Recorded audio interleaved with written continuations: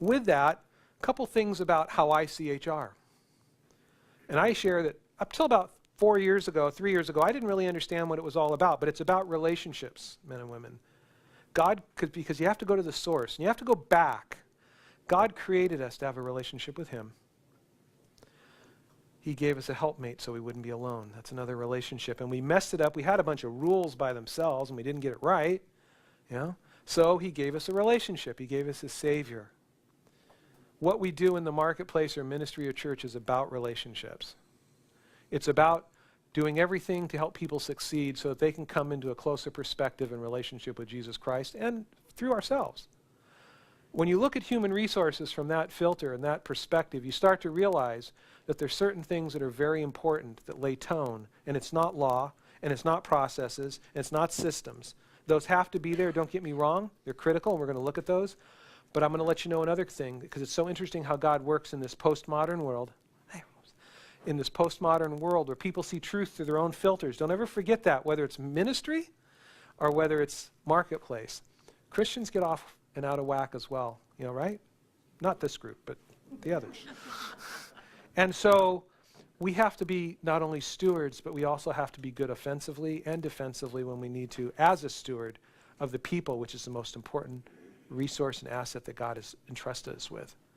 So people will sue you, as I was saying, not because they say, oh, you had a bad application or a bad form. They'll use some catalysts there to help get into the door, and say you discriminated or things like that. They're going to go after you because they don't like you. Remember, it's postmodern. Truth is through their filter. And you know what? People can get angry in ministries and do that as well. I've unfortunately this last month had way too many ministries that I've had to address head-on issues and conflicts. Because people they get mad, they get angry, Blame Adam, right? He's the one that did it. So, woman you gave me. I do. So, as we're going forward, as we look at that, the role of you, the leader, the role of your cult, to create a culture that promotes relationships. So here's the theory, it isn't rocket science. Great culture that promotes relationships. People are motivated. What is motivation? I have a fire in my belly to go forward. I feel motivated to do it. I want to because I believe in you. I trust you.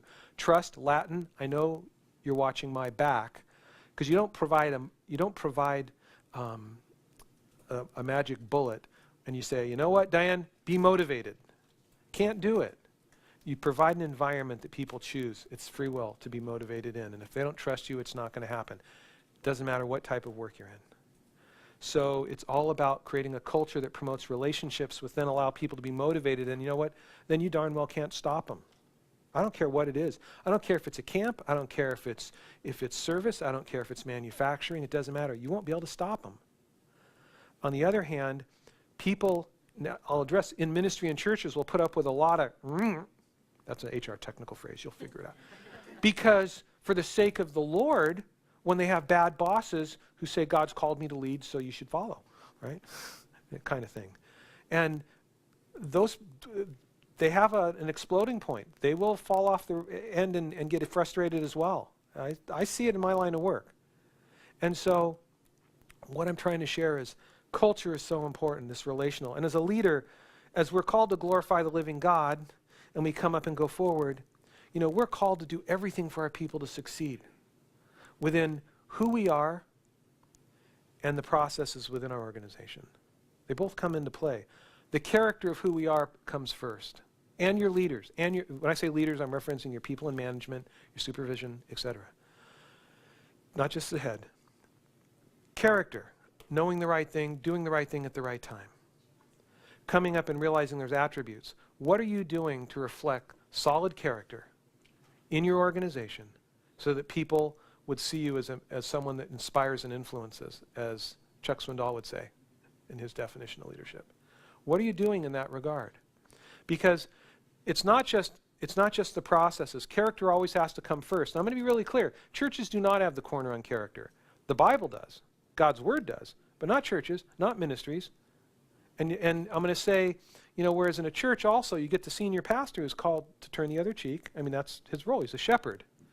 But what about when you're an employee and you're called to discipline? The employer is called to discipline. Very hard dichotomous relationship. That's one that talk to denomination heads about that one, about can that occur with one person? I would argue I don't think it can. But so there needs to be a model change there, possibly. But the whole idea is that within who we are, we do then need to have good processes. And those good processes we'll look at a little bit in a moment. But following that model, the next thing is you have to be responsible. We're called to be responsible, and in doing so, if you want your people to be responsible, you've got to be responsible yourself. It's all about realizing, and many of you have heard me say this before, it's all about that we're called first to facilitate direction. You can't get people to go anywhere if they don't know where anywhere is. Think about it. You know, Lewis Carroll, Alice Through the Looking Glass. I think Disney's going to be having a new version, a 3D version of this coming out, put out by Tim Burton. Should be very interesting because they've said they've stayed true to Carroll's book, but they've taken liberty with the acting. It'll be interesting. But I'm excited because I know I've seen the one preview where the cat does ask Alice, or Alice asks the cat, can you tell me which way I ought to go from here? And the cat says, which way do you want to go? And Alice says, I don't care where. And then the cat says, and it doesn't matter. Your employees need to know where they're going. That's your role. How do we help them learn to know where they're going? By coming up and being on the top of the pyramid first. By coming up and saying, let's walk through and not just write out what you do. My gosh, I go la la la la la when people say that's what a job description is. That's not what a job description is. Every word in a job description has meaning and purpose. It's a legal document because they sign saying that transcends everything else that was there. And everything has to have value, and you don't discriminate in it. And if it's over 5%, I mean, we could go through what you don't put it on. That's a good JD. Employees need to know that, and you know what? They need to know what the goals or the standards are for everything in that description. Because if they don't, how do you expect them to succeed? That's just one small bullet. And then we're looking at vision. What's that like way out there? And mission. What are we doing? Who we are? How we're going to do it? Who we're doing it for? And then one thing that I'm starting to say, instead of saying corporately there are values, somebody once shared with me and it really resonated, I personally have values, the organization has principles. And I really liked that because it allows me to have, it separates individually from corporate. And so, what's the principles of the organization that you will not budge on? I feel very strongly, as does, because I learned it from the writer of one of those books in front of you, Ken Blanchard, if people can't share the mission, it's too long and complicated. If they don't know the values or principles and the rank order of what they're in and why they're there, then you know what? You really don't have a culture that's really what you want it to be. And it starts with the CEO, and it goes all the way down. It just goes right down to the janitor. And those are the things that we facilitate. And then the processes. We need to show the managers how to do things. We need to let the employees know which way to go and what we're doing. We're on top. Once we've done that and we've facilitated, then we can come up to the employee and say, okay, run with it. Now and only then are we in a place to be at the bottom. Now we can serve because there's direction. Now we're in a place that we can support them. If you don't have it, you can never come up and say, you're doing it wrong, because they don't know what wrong is. Well, I hired them because they're supposed to know what's right. Yeah, but did you ABC Incotize them? Have you brought them into your organization? Do they know what it's successful in your organization? So critical, guys. You have to be responsible as well. Now, with that, the other thing I look at, there's several other items that I think are vital, is this whole idea of HR. And there's an article in the back, and if you want to read more on it, send me an email. I'd be happy to send you about a 30-page white paper on what I see as strategy in HR. Strategy is giving an advantage. HR is not. I always get amazed when people say, oh yeah, they took a class and they're going to be our HR manager. You know, it's a start. It's a good start. It's a start. That's like saying, let me ask this, how many of you would like, yeah, he took a class in Brain Surgery 101 and you need surgery. You know, how many would you like him to do it? I wouldn't, even with their faith that God will get them through it. Sorry. You know, HR is called to be strategic.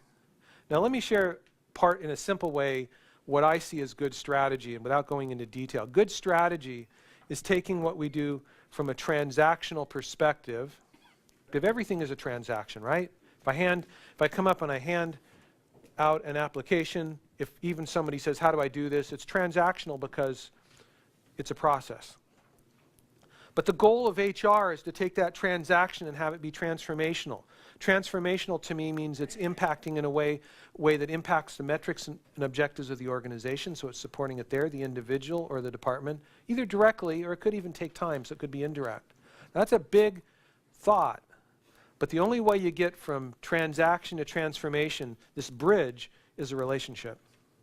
The only way you get there is people believe in you.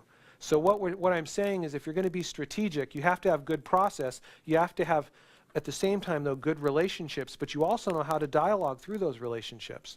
Because people come to you. How can, and when I'm mentoring young HR people, I say, tell me, how can you help transform by handing someone coming through the door an application? You know, you could talk about the value of the organization, how much they believe in people, and as you're giving it to them, it's very indirect. Or what about that manager that just says, you know, he's did it wrong 3 times, I want to fire him. You know, we all have that. And you're going to explain to them the value of the person at a place where maybe they're not that happy right now. And how that person is important, and we're there to do everything for them to succeed, and maybe we have to process and see if we've done that. The point I'm making is HR is very strategic, and if there's a brief article, you can read about it. I believe that we're called to transform, and we're called to provide the platform to help others learn about that. The law is one part of it, and it's not just the law and the processes. You've got to look at, how does your organization, the starting point is